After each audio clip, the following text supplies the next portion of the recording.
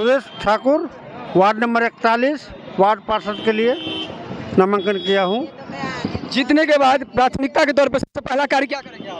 अपने वार्ड का विकास, नाला, जल नल, सामुदायिक भवन, स्ट्रीट लाइट, ये मेरी प्राथमिकता होगी। इससे पहले जो वार्ड पार्षद थे हमारे, वो किसी भी चीज़ पे कोई काम नहीं किया अपने वार्ड में, इसीलिए हमें उसके विरोध में काम करना, मतलब नॉमिनेशन करना पड़ा है। मैं यही कहूँगा, एक अच्छे उम्मीदवार को चयन कीजिए जो आपके समाज का विकास कर सके। सभी मतदाता मालिकों से अनुरोध है मेरा, जो अच्छे उम्मीदवार को अपना बहुमत दे और जिताए, ताकि अपने वार्ड का विकास कर सकें।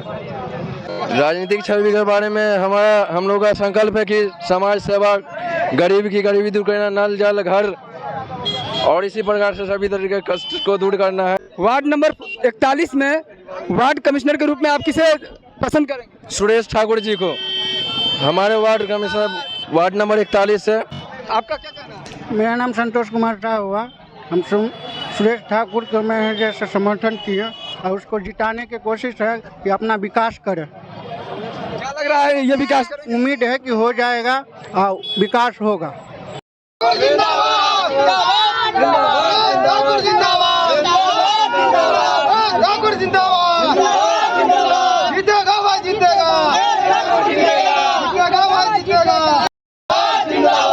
नंबर 41 जिंदाबाद।